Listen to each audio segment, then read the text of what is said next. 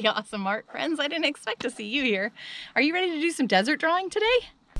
All right, let's take a look at the saguaro cactus and some desert marigolds. You're going to need to gather up some supplies. You'll need a pencil, some washable markers, a permanent marker, and some sort of straight edge. A ruler would be best, but even the edge of a book would work. Remember, if you're missing any of the supplies, just use whatever you have around the house. If I go too fast for you, feel free to pause me at any time. Well, today I have a special guest with me. He is my running partner, my trailblazing partner, backpacking partner, all-around adventurer, and we've done a lot of drawing together in the outdoors, specifically in the desert. So I thought he would be the perfect person to draw with us today. Are you excited? I can't wait. I'm trying to contain my enthusiasm. Okay, let's do this. Let's talk about our artist for the day. We're going to be talking and learning about Georgia O'Keeffe. Georgia O'Keeffe was an American artist known for her enlarged flowers and New Mexico desert paintings. Born in 1887, Georgia O'Keeffe painted nature in a way that showed the viewer how it made her feel. She painted tiny flowers, larger than life, bursting off the edges of the canvas because she wanted people to stop and see the beauty in the little things the way she did. Let's take a look at this cactus using a worm's eye view and explore some perspective in our drawing today. Perspective is the point of view from where a viewer sees something. So up high, they might have a bird's eye perspective, or down low, they'd have a worm's eye perspective, or you could just be looking straight ahead at something. Let's pretend for today that we're a worm.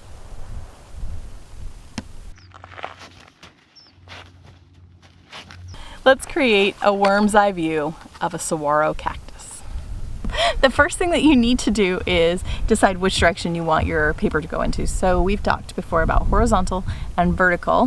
Horizontal would be the way that the horizon goes, and we've talked about the horizon being where the ground and the sky meet, it goes across. And so this would be a horizontal direction of your paper. And that's hamburger for the artistically challenged. I tell them they're too big for hamburger hot dog. Well, I'm not. Well, my students are. Anyway, are you going hamburger? Because I'm going to go.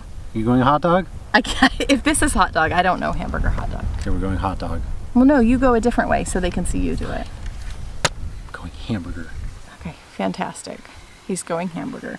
Okay, so the first thing that we're going to do is put a dot on our paper. Now you're going to draw your dot really lightly. We're going to draw a little bit darker so that you can see what we're doing. And so the only thing that you want to avoid is right around the very edges of your paper. It makes your perspective a little bit more challenging. Remember, we're drawing as though we're down at the bottom of a cactus, which we are right now, and we're gonna look straight up into the sky at it. So you're just gonna choose and put a dot somewhere on your paper. Perfect.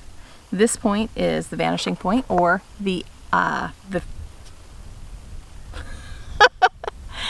is the vanishing point, or the furthest point that the eye can see. That's where everything kind of disappears into. Poof. Where did he go? Okay, anyway. Then from here, you're gonna divide your paper up almost like you're cutting a pizza. So from that dot, and we're gonna have to share rulers, okay? You're gonna draw lines that cut across where that dot is on your paper. There's no right or wrong way. This is just going to help you divide up your paper.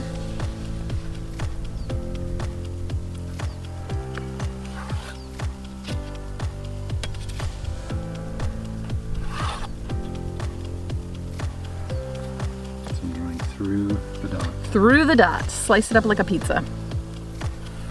The dot is your vanishing point. Fun fact, I used to work at a pizza place. That's the fun fact. The problem is that it was Papa Murphy's and we did not cut the pizzas. Okay. Well, try your best.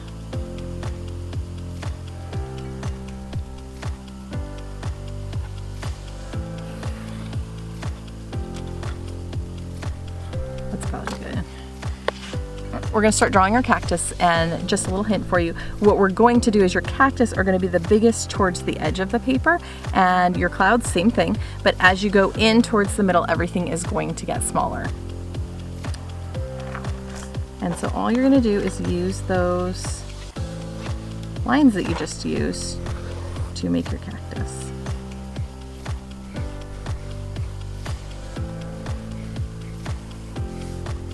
Remember, we'll draw light until we know that we've got it right, and then we'll go ahead and we'll erase out anything that we didn't mean to be there, anything that we don't like. You can give your cactus some arms.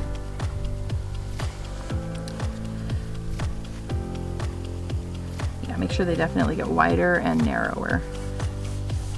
And you don't have to put a cactus in every slice. You can just decide where you want them, but those give you guidelines as to how big you want them.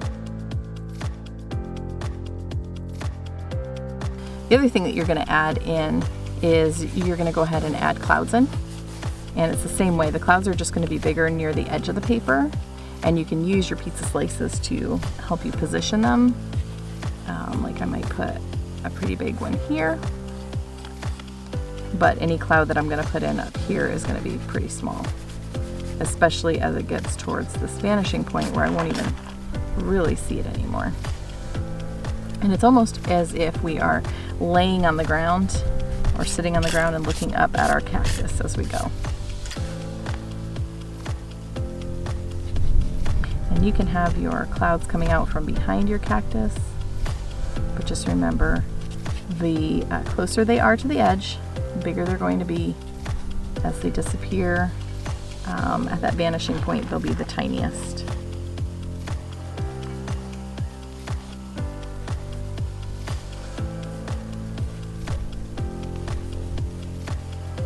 And then, like I said, don't worry about any lines that you don't want. I always make a nice mess of my paper and then go back through before I use my permanent marker and delete anything out.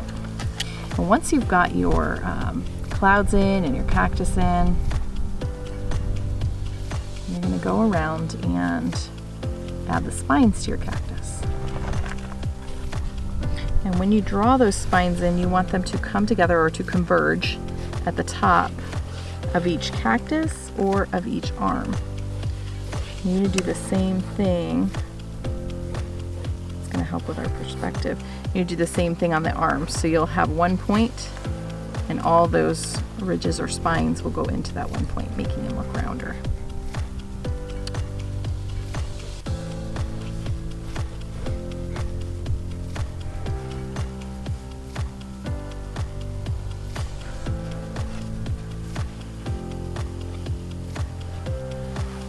Do you know any good cactus jokes? Desert jokes?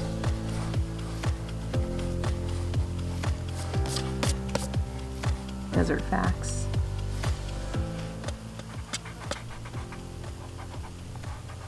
Deserts are dry. Like your humor? Yes. I've got a good one. Okay, let's hear it. There were two balloons floating through the desert together, two little buddy balloons. Mm-hmm. And you know what one said to the other? He said, "Look at the cactus."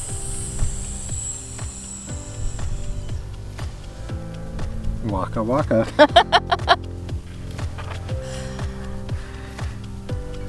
You didn't have any jokes, I'm just saying. I told you I don't do on cue jokes.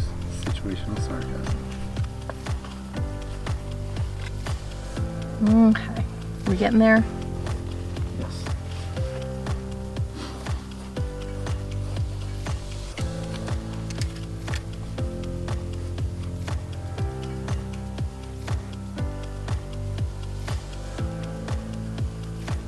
Okay, so I think I have all my ridges in. Ooh, another cactus fun fact. You ready? I'm ready. So this is known as a saguaro. He's the guy with the arms that y'all see in westerns and stuff. Yes. He's actually spelled saguaro. Really? Yes, and you can tell if somebody's from around here because if they're not from around here, they'll say the saguaro. But really it is saguaro. Yes. That's because the G in Spanish makes an H sound, so it's essentially silent.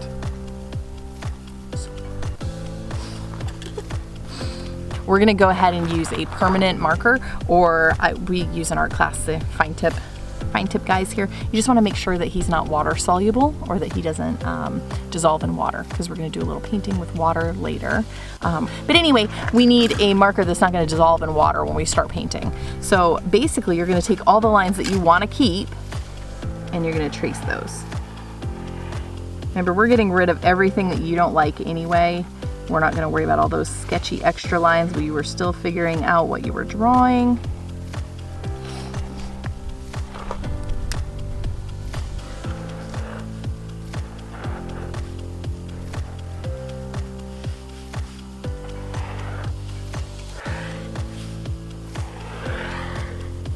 This helps us perfect our lines too. If you're like us and you're outside, maybe drawing in your lap, it's not as neat and easy as you want. This helps you kind of neaten things up a little, and then you can erase out all those lines that you didn't want in the first place.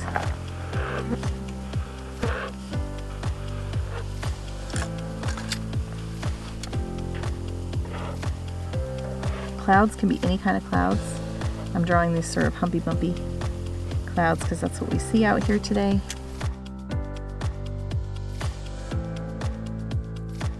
Final step of the drawing part is just to erase out any lines that are left behind. So you can erase out your vanishing point and anything that you didn't want.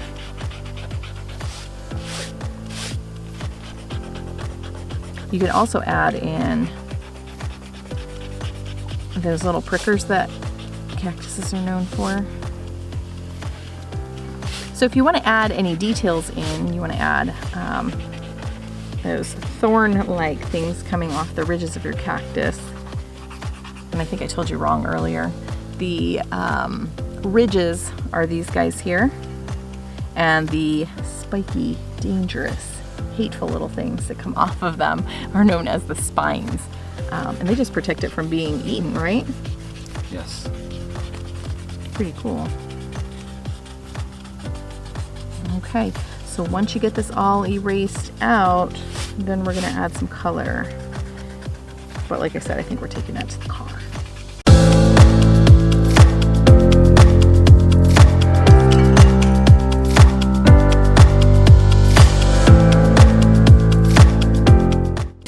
Remember also when you're drawing your ridges, they get wider as you go down. Everything's bigger down here around the edges of the paper. So it's going to be really narrow where they converge or where they come together, but they're going to come out. It almost makes a triangle shape. I forgot to draw my lines. Yeah, your ridges.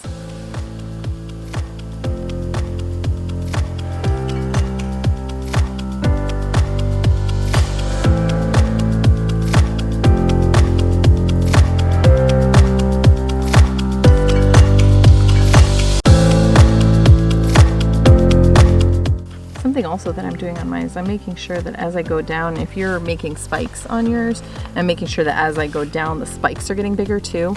As these spikes are closer to me, I can see that they're much larger. As they go up the cactus and I can't see it as well, as they head towards the vanishing point or are further away, they're going to look tinier. So that's one of the other ways that you can reinforce the perspective or the viewpoint, or the worm's eye view in this drawing. I think we did pretty well. What do you think?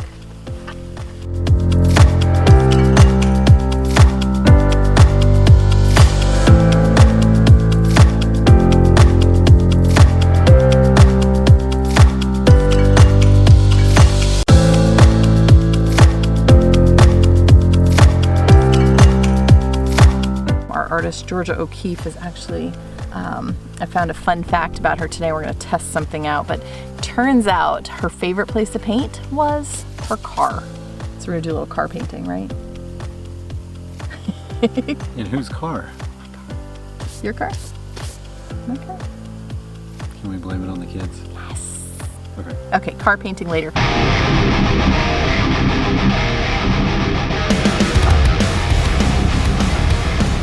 Think this is how she did it?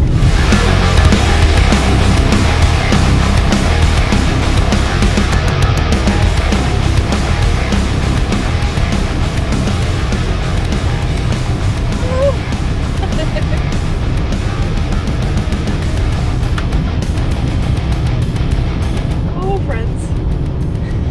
Whoa, I do not think that that is how she did it. It's worth a try. It was worth a try. It was fun. All right, but we are going to do some car painting, sort of like the mother of American modernism, Georgia O'Keeffe. Turns out she had a Model A Ford, and she had it modified so that you could swivel the seat around, the passenger seat, and she would face the back seat and prop her canvas up there. That way she could avoid any sort of bees, rain, wind, or things that got in the way of her New Mexico desert painting. So we're gonna try some car painting today. And if you wanna try with me, that's cool, but please, please make sure you need to ask your parents or your grown-up first. They will not like you painting in their car without permission. All right, secondly, the things that we need are actually really simple. We're not using paint at all. We're using a cup of water, some paint brushes. We've got washable markers and crayons and a Sharpie. Shall we get started? I'm ready. Okay. The first thing that we're going to work on is our cactus painting, and we're going to use just 3 types of lines or textures to fill our drawing in, and I'm going to show you those first, and then we'll go on and fill our project in. So you can use stippling, which are lots of little dots, and the closer the dots are together, the darker the color ends up being. The further apart they tend to be, the lighter the color. We're going to use hatching.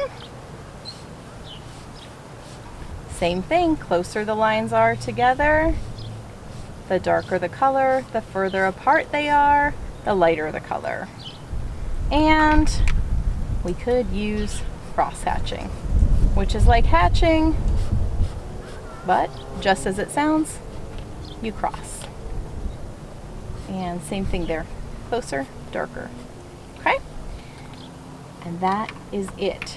If you add water to any of these, it will wake up the color in your markers and turn it into paint. But it also leaves behind the cool texture that you just created by stippling, hatching, and cross hatching.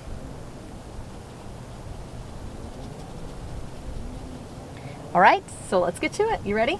I'm ready. Okay, let's do it.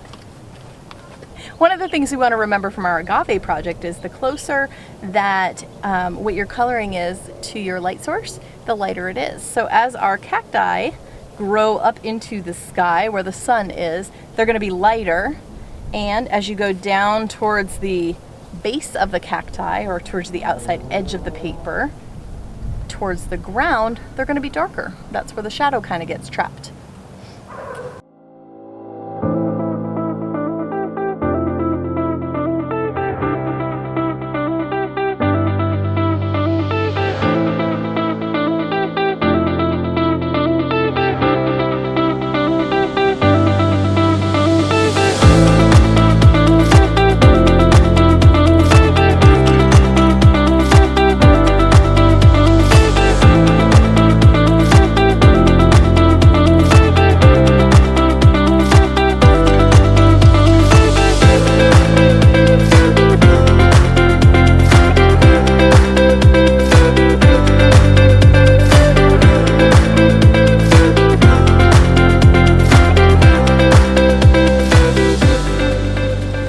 Remember, if you need more color in an area, you can go back in and add that, but you want to do it after your cactus is dry already. You don't want to use markers on wet paper. Also, if you have an area that's wet, you don't want to put it right, you don't want to paint right against that area because the colors will bleed together. So you want to work on different sides of the paper and alternate back and forth.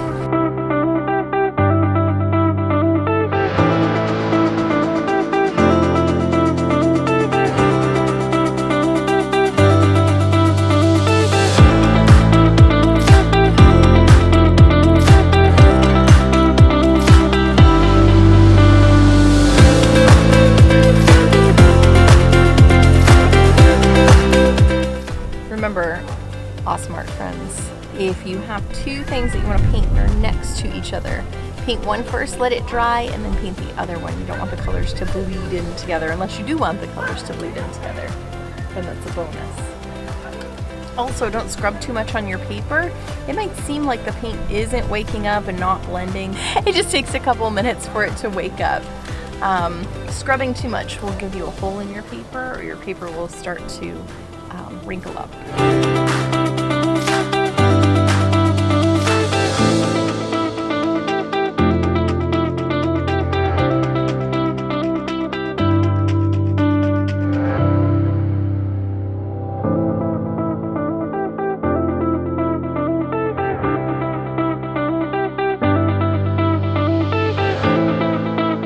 Also, part of the beauty of this type of painting, so to speak, is that you can still see the texture and the lines that you created beneath.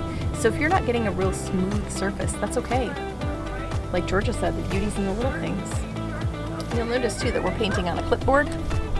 You don't need a clipboard, just a book to press on, but something that it's okay if water gets on it, it will be alright. Maybe not your favorite book. Maybe like a piece of cardboard. Math book. Not a math book. A piece of cardboard or something like that. Any Shakespeare will do.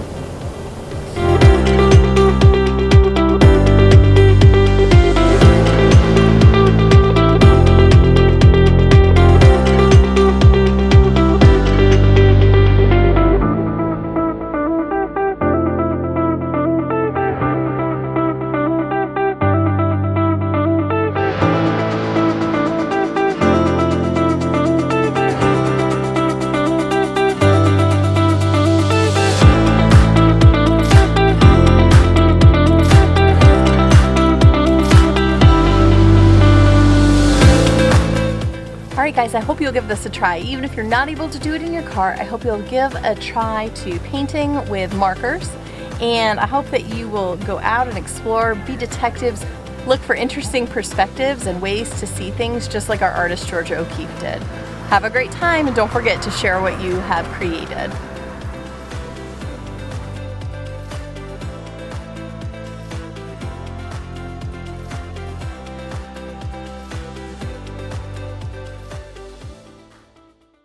Perspective is the point of... What's perspective? I don't know. Clearly I don't know. Now I forgot what I'm supposed to say first. I got all psyched up. What does that mean? It means steel third. Would you like to teach the lesson then? Okay, today we're going to draw stick figures. Oh gosh. Okay. Start with a The stick. first thing... Stop. Can I get hair and makeup over here, please? Oh, perfect. Oh, the shooters. Cut. You have a cactus stuck in your leg. Can I borrow that green soon? Listen, you can't rush excellence. Should I act like I'm helping you?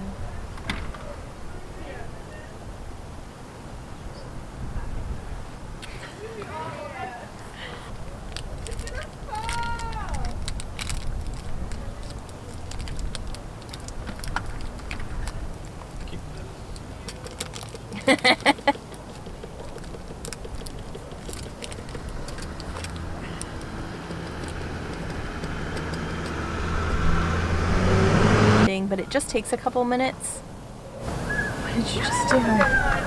Keep teaching teacher leader. Like Georgia said, the beauty's in the little things. Like ants. Like ants. Like ticks. Not like ticks. Like mosquitoes. Not very many mosquitoes in New Mexico, apparently. Oh my gosh, they're learning a TikTok dance. I believe. Guys, they're learning a TikTok dance. And, Renegade. All right. Shall we move on to the next? Stop. Should we move on to the next?